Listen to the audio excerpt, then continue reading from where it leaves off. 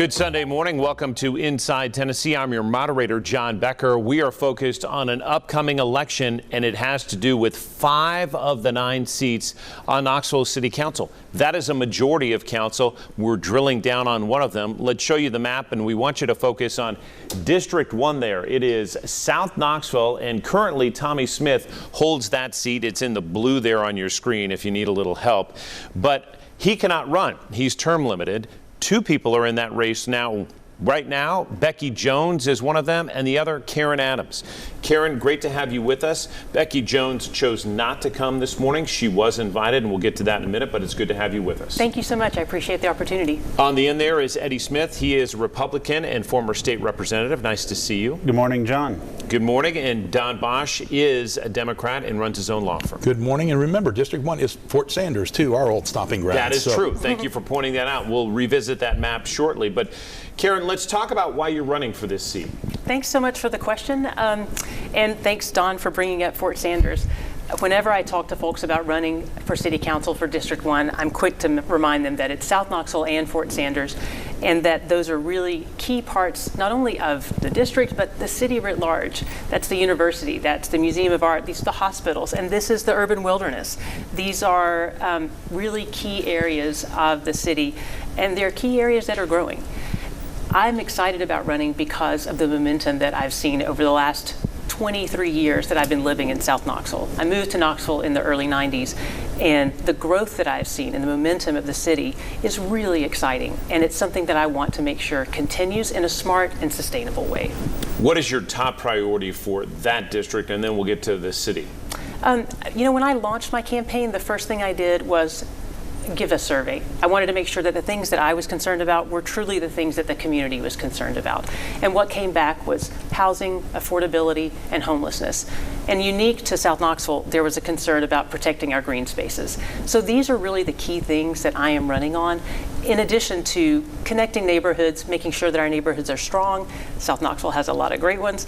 And communication and transparency. I think this is key to making sure that that whole democracy thing is really working, so that people know who they can talk to, they know who they can ask a question to, and they know what's going on. We'll get to some of those specifics. Eddie, lead us off. So one of the things I know that the current administration has been going after, they've gotten the approval, it did not get cut through DOJ, and that's the pedestrian bridge from UT into South Knoxville that will open up a whole new avenue of development.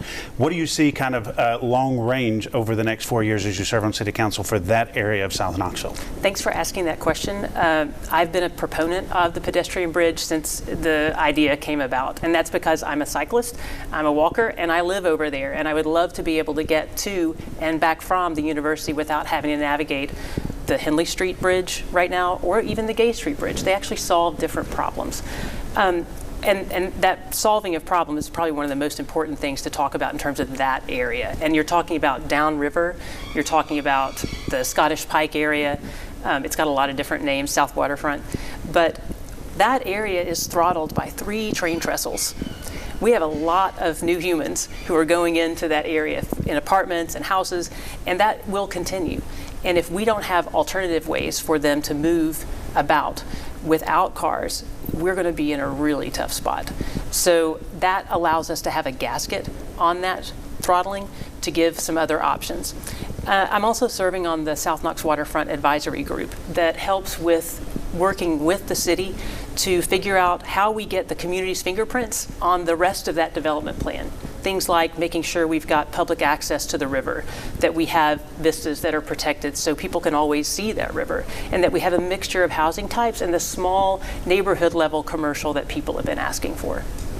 So Karyn, you and I were talking before the show for a while, and we have a lot of common interests, but I always, when I think of District 1, it's the Parks District. Thank you. We have, a third of Knoxville and Knox County's greenways reside in District 1, if I did my math correctly, or about a third. We have the waterfront, of course, which is a great amenity. But the one thing I've seen, fortunately, between Mayor Kincannon and Mayor Jacobs is it's probably the best thing that they get along about are the parks. What do you think you could do as a city council person that would expand the collaboration between county and city governments to make our parks better, our greenways better, our outdoor living spaces better? first thing I'll point to is one of the things that sits at that sort of nexus of city and county is IAMS Nature Center. Yes. I served as the... Also in your district. That's right. Thank you for helping me there.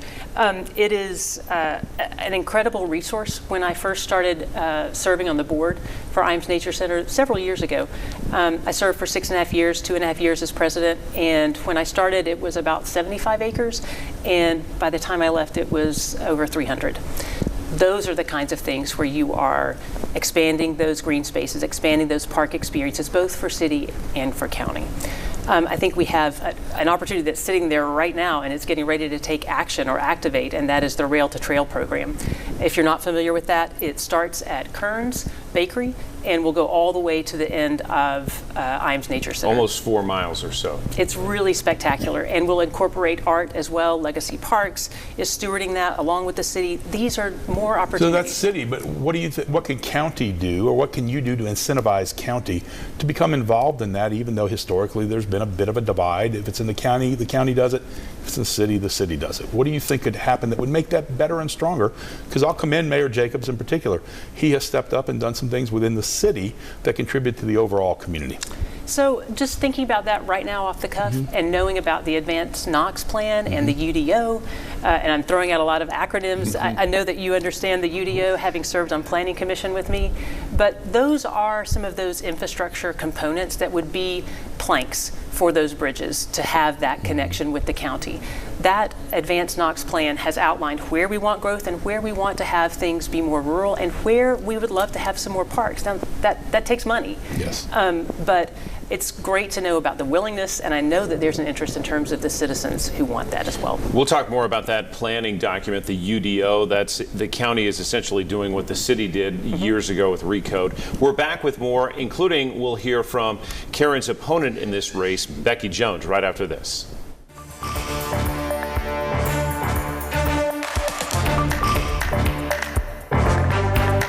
I mentioned we are focused on this Sunday morning on Knoxville City Council District 1. There are 2 people in that race. Karyn Adams is with us in studio. Here is a sample of my conversation earlier this summer before the primary with Becky Jones. Let's talk about why you're running. Right. So I actually had a retired Knoxville police officer reach out to me with the advocacy that I do for law enforcement. And he said, Becky, you know, we really need a sound voice on city council. And I believe that you have what it takes to be able to do that. You were born and raised in South Knoxville, just saying you've lived there your entire life. I want to talk about real quickly an issue that's going to be before this council, and that is the sales tax increase and whether you support the idea by Mayor India Kincannon to increase the sales tax and generate almost $47 million a year. Is that something you support? No, absolutely not. And why don't you support that? Because every single time it looks like that we have an issue in the city, we run, and the mayor wants to run and try to create new money and get new money. I don't understand, and I, as a city council person, want to look at what the money that we are spending right now. Why are we spending things on, different paintings and sculptures and those types of things instead of looking what we have right now? So that the expenditures that are going on are just, they need to be drawn in.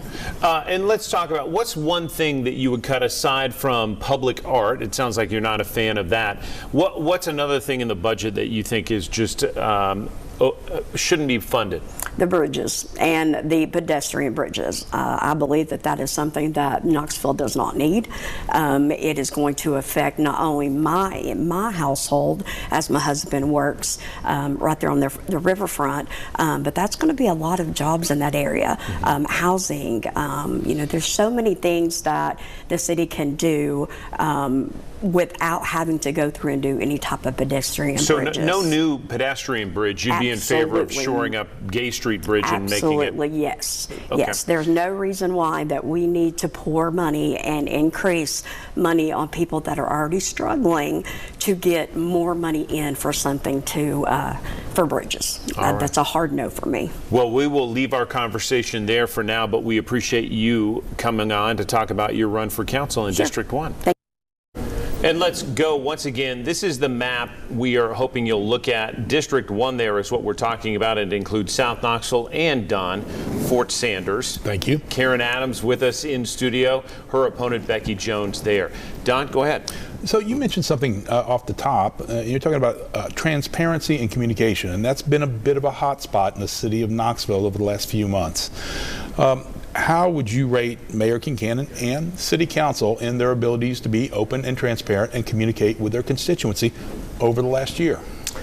I would say that over the last year it would not be an A. That is something based upon where we see the community stepping out and saying that they wanted more transparency. And the same goes for council, saying that they would like more transparency, just more of a heads up to know what's coming down the pipe. And I think for community members to be able to be a part of all of the different initiatives and opportunities that the city is putting out there, that's an easier thing to fix than not having great ideas or not having a community that wants to be invested. So I think that there's ground to be made, but I think it's ground that can be made. So you've served on MPC. Yes. And so that experience, and you serve currently on MPC, correct? Yes, I do. That experience, while the governance is a little different in your ability to go out and do things, how do you think that's going to help you, if you were to become a council person, to be more open, communicative, transparent with your voting base? I appreciate that question because it's actually one of the reasons that I want to run for city council. I've served on Knoxville, Knox Planning for the last 5 years, and in that role I've wrestled along with my colleagues on land use issues. We see neighbors and neighborhoods and communities really concerned or excited about particular projects coming in. We see developers coming in concerned about these projects, and we have to make very difficult decisions. And that experience is absolutely going to help me in terms of being an effective city council person to deal with those same land use issues, because Planning Commission is a referring body. They recommend things to City Council and to County Commission. So I understand how that process works and understand how to pick that up and then make good decisions moving forward. But the difference is that Planning Commission does not have the ability to go out to those community meetings and talk about those projects. City Council does. So I'm very excited about that opportunity. We've got to take a quick break on Inside Tennessee. You heard that Becky Jones vehemently opposes the sales tax that you will see on the ballot in November. We'll hear what Karyn Adams says about that right after this.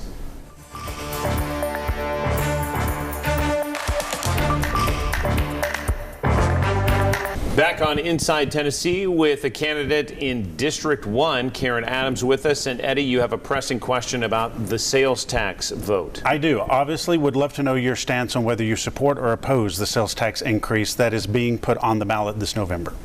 So I feel it is really important whenever I answer this question to make sure that I also make sure that the person asking it, I know you know this, but for everyone, that my vote counts exactly the same as every other citizen's. I get one vote. It just happens to be on the ballot at the same time as the city council election. So I always try and clarify that. And yes, you only get one vote on the ballot, but if you are elected to city council, you're one of 9 that actually decides how that money will be spent to make sure it's used in the right way. That it's used, if it passes, that it, so you actually will have a greater voice than the average Joe once that, if it does pass. So again, that's why I asked the question. But now let's talk about some of those things that have been proposed. Obviously, you heard your opponent is against it, but also against the pedestrian bridge. One of the things that we know is coming is the entertainment district at UT that will be right there connected to that. So where would you want to see some of those funds invested, and what will be your priorities if elected to council and that were to pass? And I'm not sure I heard yes or no. Are you voting for it or against it? Thank you, John. I wasn't quite done, but I thank you for the forecasting of where we're going to go with the conversation. I appreciate it. So in terms of what I can do as a citizen, I've clarified, I get one vote. And when I look at what the mayor has proposed this tax to be used for, infrastructure, affordable housing, greenways and parks, sidewalks. If you want to know what people talk about when I knock on doors, they talk about sidewalks every single time. So when I look at those priorities and think about my own personal interest, I'm on Bike Walk Knoxville Advisory Council. I'm very much for cyclist and pedestrian safety, big believer in Vision Zero. It's hard for me not to think that when I walk into that booth that I won't vote in favor of that, for those alignments. But that points to my job as a candidate. And that's where I sit right now in front of you. And it's not my job to persuade someone to vote for this or to not vote for this. My job is to listen. And that's what I'm sharing with you. When I knock on doors, people talk about things that actually are the priorities that have been outlined for that sales tax. So it makes me feel a little bit more comfortable individually voting for it. But they also have another concern, and that is about what happens if it passes. How do they have confidence that it gets spent in the way that it's been promised to be spent? And that's where I can say with a firm commitment that I will, as an elected official, hold the current administration and future administrations, because it will cross over other administrations, accountable for those promises. That's what it's been promised for. That's what it should be spent upon. How do you think we can, I always hear every candidate, whether currently elected or running, talk about they want to deal with the homeless and homelessness situation, affordable housing. We hear those buzzwords. Give me one or two specific programs or things that you think as a city council person that you could affect by supporting, voting for, raising attention to. What would that be? Thank you for that question, because one of the things that I would support immediately, we know, data tells us that if you can help someone within their first year of experiencing homelessness, you have an incredibly high chance of preventing chronic homelessness, of preventing permanent addiction issues, and long-standing mental health issues. We can do that. We can start addressing that specific issue in that first year and making sure that instead of dealing with something way down the line, we're addressing it before it becomes a real problem. How? But there are providers right now who are excited about trying to get in and affect that first year, supporting those providers, supporting those nonprofits, making sure that as there are grants, as there are opportunities, that they get plugged in to the plan that was just released a couple of days ago. Mm-hmm. So that's a very specific thing that I would want to support. Additionally, just making sure that we are looking at how do we prevent the problem to begin with. I know others have talked about evictions, and we have people getting evicted every single month, and we can start with legal aid there to make sure that that mark on their record doesn't get there. That means that they have a better chance of never ending up in that homeless situation. We're going to leave the conversation there. Karyn Adams, we appreciate your time. Thank you for making time to join us this morning. Thank you so much for the opportunity. I appreciate all the great questions. Thank you. We'll be back with our talk around right after this.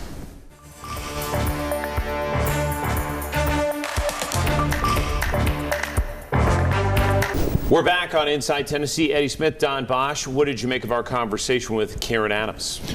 An impressive candidate, and I think Karyn's a number of points up in this race. Hopefully she'll win it. I think her experience on MPC is going to serve her very well as a city council person. I think if we looked at this right, she'll be the only person on city council likely that comes from MPC. And I'm unaware of anybody, and maybe I'm wrong, but anybody that previously has been on MPC. That is such an important body to the development and growth of Knoxville, and her experience there is going to serve well on the city council. Eddie, you spent time on the Metropolitan Planning Commission. That is key. You're often, as Karyn Adams referred to, you're the referrers to this, where then you have council or commission making a judgment on it. Correct. And again, I'll speak echoing what Don said. Having spent 4 years on Planning Commission with Karyn, there were times where I kind of assumed she came in with one mind as we went through the discussion and facts were presented. I saw her change her mind and opinion on things. So I think that is something that is positive for having someone like that on city council. I really wish her opponent had decided to be here this morning so we could have had a side-by-side comparison. I do fault my own party for not having their representatives that are running, even though it's a nonpartisan, the Republicans just skipping out. That bothers me as a Republican. She's made no bones of saying that she is a Republican. Correct. And it's very clear that she's very different in her stance than Karyn is. So. Yes. So I wish we had had that side-by-side with them here. But again, knowing Karyn, I have every confidence in what she will be as a city council person. We won't agree on everything. Heck, I didn't agree with myself on some things I cast votes on in Nashville. So I think the city would be well served. Something we did see split council this week was the vote on whether to sell 13 acres of Chilhowie Park to the nonprofit Emerald Youth Foundation. It became a story that I don't think a lot of people saw it at the beginning of this. This was going to be about $1 million land deal, and look a lot like what we've seen in the Lonsdale community. That was withdrawn. It did not happen, and we saw a lot of people in the community say, wait a minute, let's put the brakes on it. What do you make of what happened in council? So growing up in East Knoxville, I grew up 1 mile from that area over in East Knoxville. Really, we've got to separate the two issues. It's not against Emerald Youth. I think even the people in that community are like, we would love to have Emerald Youth in that community serving that. It's the location that was chosen. And it goes back to, the mayor saying in her city address that everything's fine. A couple of weeks later coming out with a sales tax increase. Then this hits. And now, the possibility of losing the fair in that area that brings in huge tax revenue. It was just domino after domino that just kind of fell in line. Unfortunately, Emerald Youth got caught up in that negativity. So I really hope that Emerald and Steve Diggs, I know that group will kind of continue to look for areas they can invest in that community to serve. But I really would love to see what is the long-term plan. There was a plan for Chilhowie Park. Are we going to go back and revisit that about how to make that an attractive area in that large park to bring people in, much like they've done in South Knoxville and some other areas? Your perspective, Don. Well, I look at it first from the political perspective. Mayor Kincannon, who is a friend, is representative of my party, even though it's a nonpartisan position. She did a very poor job starting this process, communicating this process, and it really looked like and smelled like inside baseball and an inside deal. And while it might have turned out very well, the fair is iconic to that part of town and to our community, and the thought of it going away or even moving without community participation as to what it would do. I think back to our friend Bill Lyons and what he did on the Market Square renovation. There's a reason there's a plaque with his name on it, because he invested the community in what is going to happen to Market Square. And I remember when tumbleweeds blowed across Market Square at 5 o'clock. You had Mahasti, you had the soup kitchen, and you had maybe Tomato Head. Mahasti, Tomato Head, and Perulis at the end. And that was about it. Watson's for a while. And it was terrible. Lots of vacant buildings. Our friend David Dewhurst did so much down there. But Bill Lyons invested the community in what do they want. And that just didn't happen with the Chilhowie Park deal. And it needs to happen. I think there's a future for it. Let's start it over and let's get it right. We'll hear from the mayor on it. And her office would make the point, this 13 acres was really where people parked for the fair, people who were traveling for the fair. But it was the main building also. And they could find some other places for that. So we'll get into that certainly with the mayor, but both of you just saying that was not the way it should have been handled. Correct. Let's move to the government shutdown. Again, we're taping this early. It's Sunday. Perhaps there is some magical wand that is waved and we'll see a turnabout. But how the longer this lasts, who does it benefit politically, Don? Well, I don't think it benefits many politically. As a Democrat, I think it benefits them, because if they can continue to message that, folks, we're trying to get your health care back and your premiums are about to go up 50, maybe 100% if we don't restore what was taken away in the big, beautiful bill. And that's what they were trying to do in this. The Republicans say we're trying to pass a clean CR, continuing resolution. And this is a moment where the Democrats that do not have much power right now in Washington do have a scrap of it, and they absolutely should exercise it to try to help the people that need the help most. Eddie, 20 seconds. I honestly think it hurts the Democrats in the short run. The longer it goes on, it to stand on both houses, and I don't think it helps either party in the long run. Eddie Smith, Don Bosch, we appreciate the conversation. We hope to see you back here next week on Inside Tennessee. Until then, enjoy the rest of your weekend and have a great start to your week.